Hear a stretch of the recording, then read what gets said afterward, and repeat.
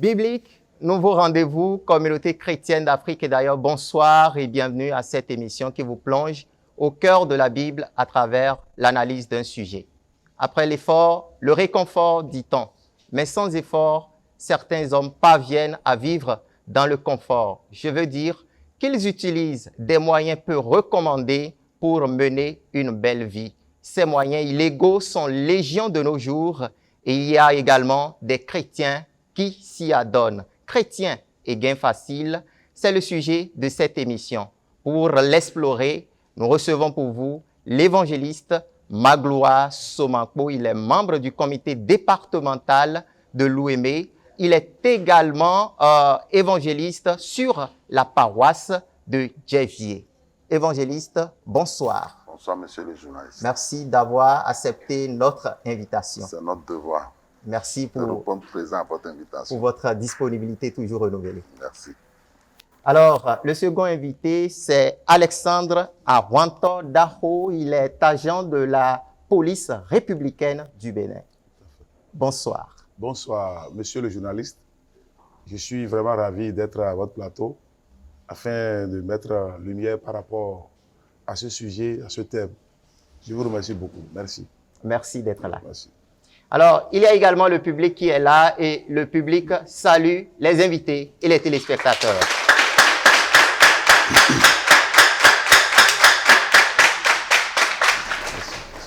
Merci. Comme d'habitude, nous irons suivre à présent la rubrique Point de vue.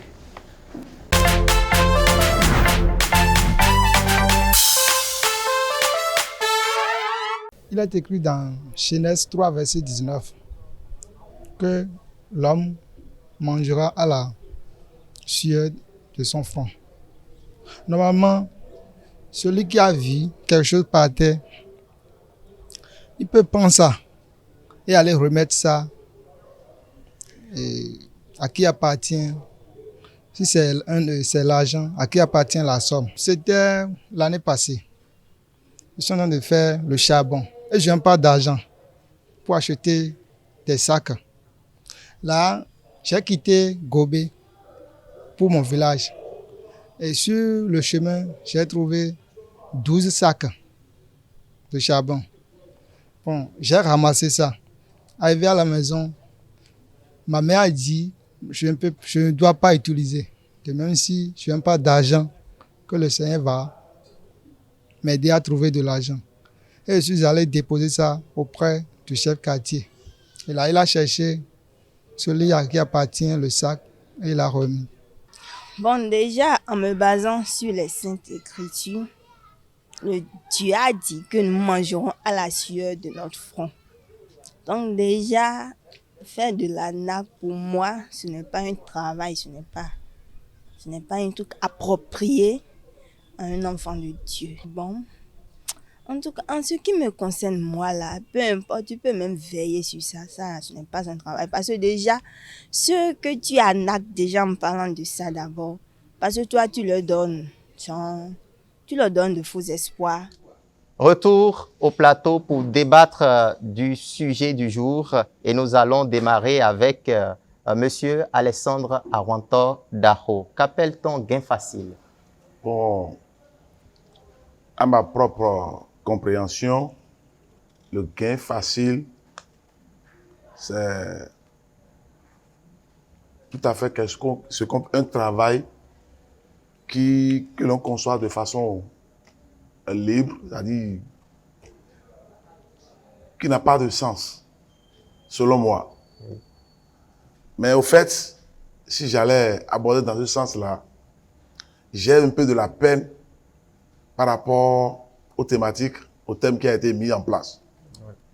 Parce que tout ce qui, après le gain facile que vous avez mis comme thème, tout relève des peines et des choses là, selon moi. Mais au finish, je serai à l'aise quand vous allez aborder, vous allez parler de gain illicite. Oui. De gain illicite. Je serai à l'aise à vivre avec vous, à débattre de ce sujet-là.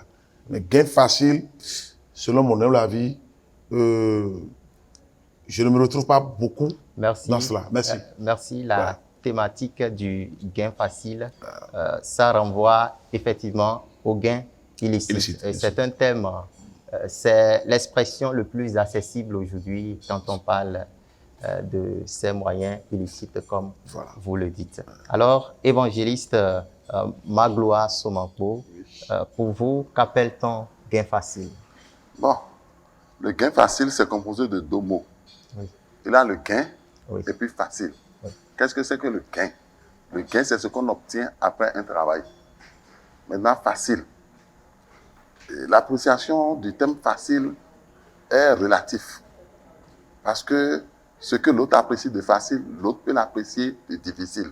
Mais le thème commun qu'on a toujours utilisé pour ce genre de thématique, c'est le gain facile. Donc, le gain facile, c'est ce qui est obtenu de façon illicite ou immorale.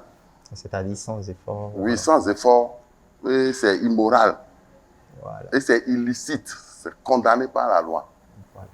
Donc, c'est comme ça que moi, je peux définir le gain facile. Merci. Alors, quelles sont les causes du gain facile, comme vous préférez le thème illicite? Quelles sont pour vous les causes du gain illicite? Bon, je pourrais descendre rapidement par rapport au gain illicite, les causes et les On parle d'abord des causes. Les causes, c'est l'ambition démesurée. Ambition démesurée. Et je crois que c'est ce mot seul qui lance presque tout le monde dans ce décor du gain illicite. L'ambition démesurée. Si du coup, l'être humain étant créé, ne voulant pas s'écouter soi-même, s'égaler soi-même, voulant, en cherchant d'autres azimuts, d'autres points de refuge, il tombe dans le décor, il tombe dans l'ambition démesurée et au finish, le rendez-vous du désordre s'installe. Merci. Alors, pour vous, quelles sont... Pour moi, les causes, elles sont nombreuses. Il y a le désamour du travail.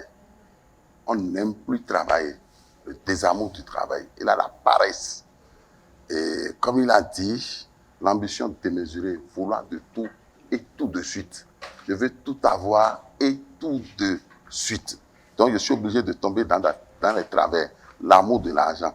Il y a aussi l'irresponsabilité de certains parents qui poussent les enfants à ça. Et le chômage. Le chômage et le manque de travail. Les gens cherchent le travail et ne trouvent pas. Ils tombent dans le chômage. Ce sont les causes qui peuvent quand même pousser un homme à tomber dans ces travers-là. Voilà, vous venez d'aborder les causes. On va rester avec vous pour les manifestations. Et comme les causes sont nombreuses aussi, les manifestations ne sont pas moindres. Et aujourd'hui, ce qui est de vogue, c'est la cybercriminalité. Oui. C'est ça qui est de vogue chez nos jeunes, malheureusement. Et tout le monde veut avoir de l'argent en trompant son prochain. Il y a le chantage. Le chantage. On trouve un malfait en toi qui est caché. Maintenant, on veut te dénoncer, on veut te publier. On t'harcèle. Si tu ne nous donnes pas l'argent, on va publier ça. Et tu es obligé de leur remettre de l'argent. C'est le chantage. Il y a la prostitution. Il y a l'usage du faux. Le vol sous toutes ses formes. Et la corruption, le détournement. Ce sont ces manifestations. Alors, on est avec vous. Les manifestations du gain illicite. Bon, pour ne pas tellement trop bavarder, je crois bien que mon aîné a déjà abordé presque les parties de ces manifestations. Pour aussi renchérir, j'allais aussi dire qu'au niveau il y a aussi le maraboutage. Il y a le maraboutage, il y a le truc là, le truc de Keneshi là, Oui. qui s'observe un peu partout dans le truc là. Il y a même des chrétiens qui s'adonnent à cela. J'en connais. J'ai déféré, j'ai géré des dossiers par rapport à ces faits-là. On va revenir Merci. à ça, Oui. à cela rapidement. Alors, évangéliste, que dit la Bible à propos du gain facile? Et la Bible est systématique. La Bible condamne le gain facile. Et je vais l'aborder en utilisant 2 à 3 versets dans l'Ancien Testament et un passage, un verset seulement, ou bien 2, en tout cas un passage dans le Nouveau Testament. Et dans l'Ancien Testament, je vais lire le livre de Proverbes. Proverbes, chapitre 16. Le livre de Proverbes, le chapitre 16 et le verset 8. Le Proverbe, chapitre 16, le verset 8. Alors, mieux vaut peu avec la justice que de grands revenus avec l'injustice. Quant à Jérémie, Jérémie allait un peu plus loin. Jérémie a même proféré des malheurs. Le Jérémie 17, verset 11. Comme une perdrix couvre des œufs qu'elle n'a pas pondus, tel est celui qui acquiert des richesses injustement. Au milieu de ses jours, il doit les quitter. Et la fin, il n'est qu'un insensé. Maintenant, il va revenir encore dans Proverbe, Allons-y, verset très rapidement. 21.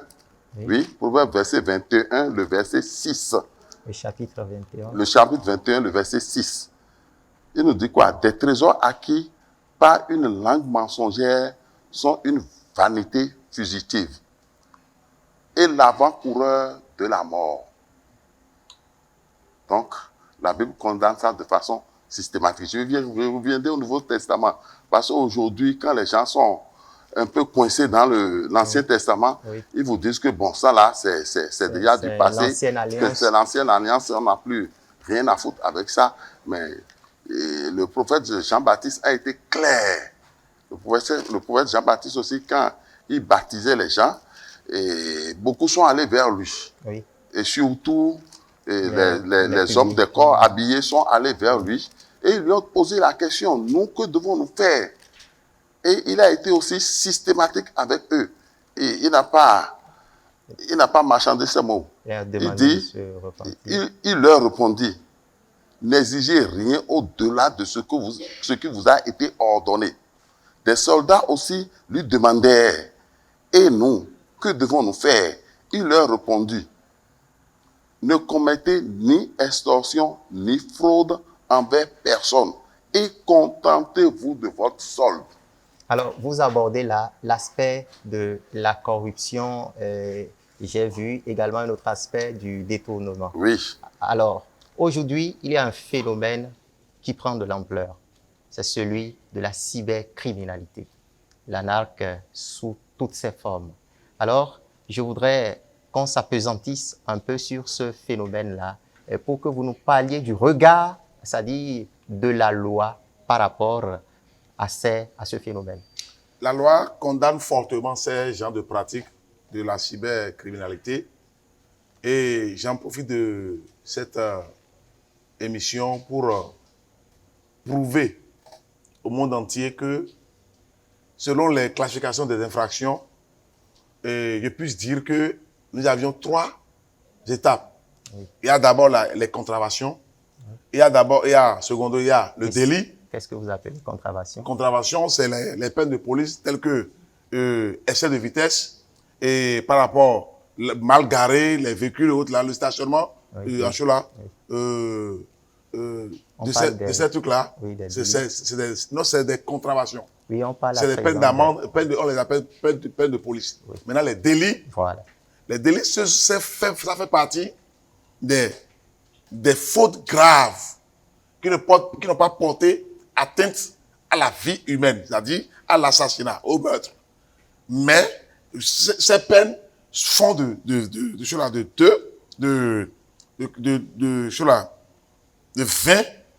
20 jours à 5 ans d'emprisonnement ferme.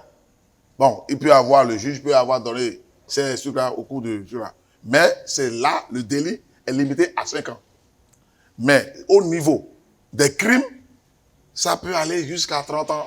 Ça peut aller autour, il y a des réclusions de 5 à 30 ans, 10 à cela.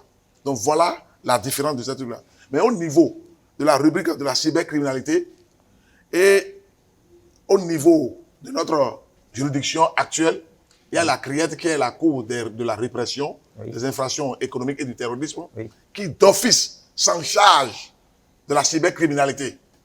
J'en ai vécu le cas le mercredi passé, Oui. où une dame a techniquement anarqué par téléphone Ah, il y a mobile, des femmes qui des le femmes, font également. des femmes, une jeune fille, que je puisse taire son nom. Actuellement, elle est gardée. Elle est elle est au parc, elle est à la PC de Porto Novo. Aujourd'hui, elle a été déférée par le parquet spécial. Et qu'est-ce qu'elle a fait? Bon, elle a abordé une dame qui est au Maroc. Elle est béninoise pour lui dire, bon, par exemple, si elle a besoin de mari, qu'elle est prête pour lui trouver un bon mari. Donc, techniquement, il sait comment, par quelle manière, il a pu soutirer une somme de 4 200 000 à la dame. Et au finish, le mari n'a plus été sur là. Donc, du coup, ce numéro, elle a tout été sur là. Avec aujourd'hui, le gouvernement béninois nous a aidés à nous doter des arsenals de guerre, des arsenals de détection. Tu peux avoir un seul numéro et casser sur là, on va te prendre. Du coup, une fois que tu as émis là-dessus. Donc, automatiquement, elle a été perchée, on l'a ramenée, tout paiera, malgré qu'elle a payé, Oui. malgré qu'elle a payé une partie des dettes, des choses là, des fonds anarqués, elle a été jetée. Est-ce que dans l'exercice de votre fonction, Oui. vous êtes tombé sur le cas des chrétiens qui font de l'anarchie également? Absolument. Et ça fait vraiment pitié. J'en connais encore au moins un cas chrétien. Une femme qui est aussi gardée aujourd'hui. On lui a écorché 5 ans. Une sœur, une femme, curieusement, on lui a écorché 5 ans d'emprisonnement ferme. Je ne sais pas si elle a déjà fini, si elle doit pouvoir rester au moins quelque chose. Donc, du coup, il faut que nos sœurs chrétiennes et nos frères chrétiens fassent beaucoup attention. Parce que les gains illicites n'en profitent pas du tout. Ça n'en profite pas vraiment, vraiment, vraiment.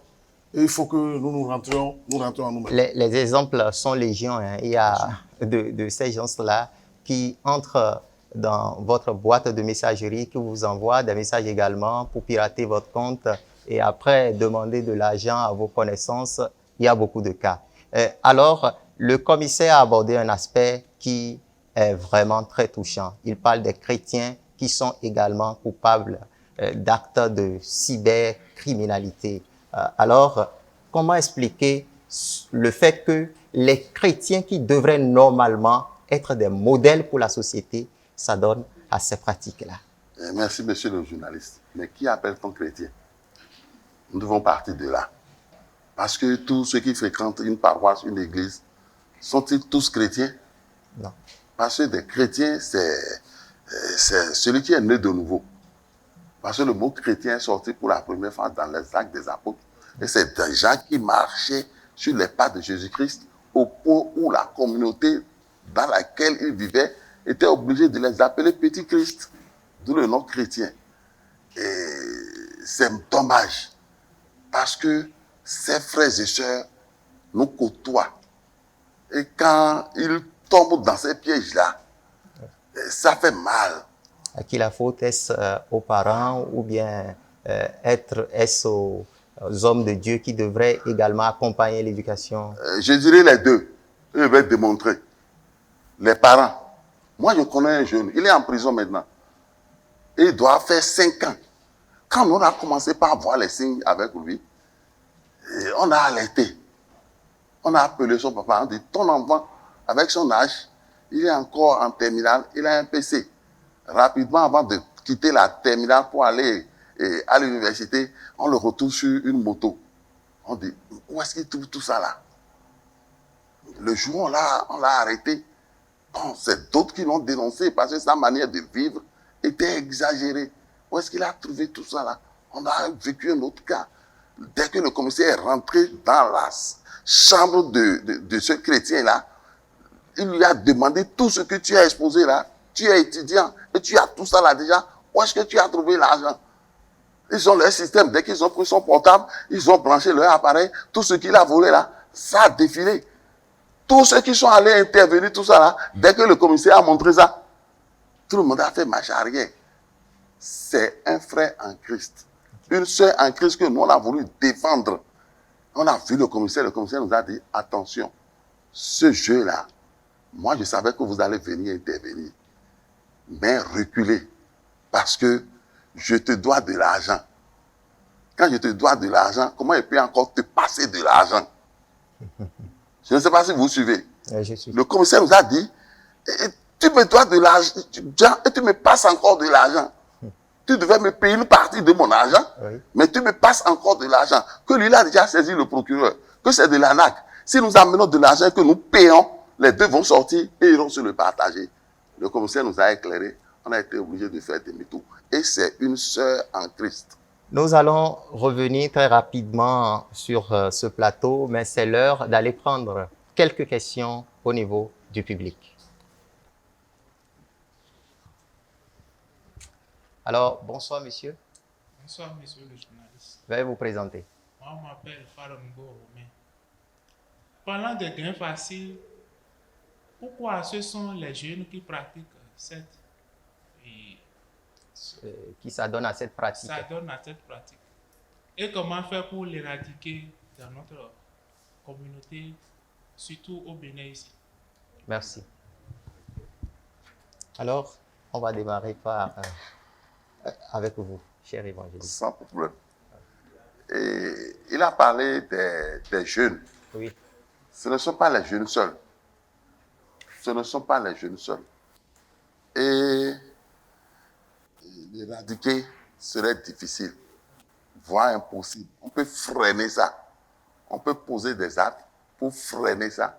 Mais l'éradiquer, ce n'est pas possible. Donc, les actes qu'on peut poser, c'est à des niveaux divers. Si les jeunes avaient du travail décent, oui. on a des diplômés qui ont fini et qui n'ont rien, qui chôment à la maison. Ça crée les vices. L'oisiveté, ça va engendrer des vices. Maintenant, on a aussi la démission des parents qui doivent normalement surveiller leurs enfants, avoir l'œil sur ses enfants, sur son enfant, bien sûr, ses enfants. Je suppose un parent qui est à la maison et son enfant qui n'a pas de moyens, qui n'a pas de job, amène une moto neuve à la maison. On ne dit rien. On contente ça, on apprécie ça. Mais où est-ce qu'il a trouvé de l'argent pour s'acheter une moto? On ne veut pas comprendre, on ne cherche pas. Et ça, c'est la démission des parents. Donc, il a l'éducation qui doit être réorientée. Des gens ne doivent plus finir avec l'université aujourd'hui et chômer. Ils doivent pouvoir quand même pouvoir faire quelque chose pour avoir de l'argent. Et aux parents de veiller, d'orienter. Il y a aussi le problème d'orientation. Merci. Merci. Nous allons permettre à M. Arwanto Dako de pouvoir également donner son avis sur la question. Bon, par rapport à ce que le public vient de dénoncer, selon moi, mon avis, il y a des structures qui ont recadré, qui encadrent cela. Pas des peines. Pas des peines. Aujourd'hui, tu n'es plus garçon pour commettre ces genres de trucs et venir à notre niveau et penser que tu vas retourner chez toi. On te coince, on te prive de ta liberté. Automatiquement, il n'y a même plus de pardon. Et on te cache. Donc, suite à cela, sur le plan chrétien, j'aurais voulu que la paix puisse rentrer dans nos rangs, chrétiens que nous sommes, pour que nous évitions ce dérapage-là. Vivre de façon décente, savoir comment faire pour gagner, tel que notre aîné vient de dire, l'évangile vient de dire, l'évangile, et Papa Somako, Mangla vient de dire, et qu'aujourd'hui, d'enlever, nous devons nous enlever nous-mêmes les idées. J'ai déjà appris, j'ai fini d'apprendre, j'attends de l'État quelque chose. Non, il faut s'auto-emploi, il faut innover, il faut créer. Nous sommes chrétiens. Le chrétien, le jeune chrétien doit créer. Il doit créer. Il doit réfléchir. Il doit réfléchir. Il ne faut pas rester stagnant pour tomber dans du n'importe quoi. Donc, oui. le chômage ne doit pas être un prétexte. Je n'entends même pas ce mot-là. Ce Pour mot, se donner- le mot chômage il n'existe même pas, selon moi. Parce que après tout, Dieu m'a créé. Il est le créateur. Je suis sa créature. Je dois aussi innover, je dois créer. Oui, Merci. je peux prendre de l'eau et préparer et faire cela et en vendre. Merci. Nous Merci. allons prendre une seconde question. Merci, monsieur le journaliste. On m'appelle Siméon Mikpe. Ma question est celle-ci. En tant qu'un jeune chrétien qui fait de la NAC, pourrais-je et peut-il se munir de ses sous pour faire des dons à l'église? Et si oui, Dieu pourra-t-il accepter?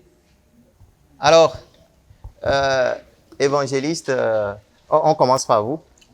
Alors, puisque vous êtes également chrétien, il dit, si je fais de l'arnaque, et que je gagne de l'argent dedans, est-ce que je peux l'investir dans les activités de l'Église? Si oui, Dieu va-t-il agréer ce don que j'ai fait? Merci, monsieur le journaliste. Il le fait à ses propres risques. Dieu ne compte pas cela. Il le fait à ses propres risques. Et il le fait, vaille que vaille, ça fait à ses risques et périls. Donc Dieu est indifférent. Dieu ne Dieu- sait même pas s'il a fait quelque chose. Merci. Et ça nous fait... Évangéliste, pour vous, est-ce que cet argent gagné de façon illicite, est-ce qu'on peut l'investir dans les activités d'ordre ecclésial? Je dis d'office non. Et nous, responsables des paroisses, nous devons prendre nos responsabilités. Ce n'est pas parce que l'Église a besoin de l'argent qu'on peut nous amener de n'importe quoi. Parce que dès qu'on va mettre la main sur lui et rechercher où est-ce qu'il a investi l'argent, on risque de remonter à l'Église et c'est les responsables qui seront Attaqué. attaqués. Donc nous devons veiller à ce qu'on apporte à l'Église. Quelle est sa capacité? Qu'est-ce qu'il fait pour donner ce don? On doit se poser des questions. Sinon, nous risquons. Nous risquons beaucoup parce que quand on va rechercher, il a eu l'argent, d'accord, mais il a investi où?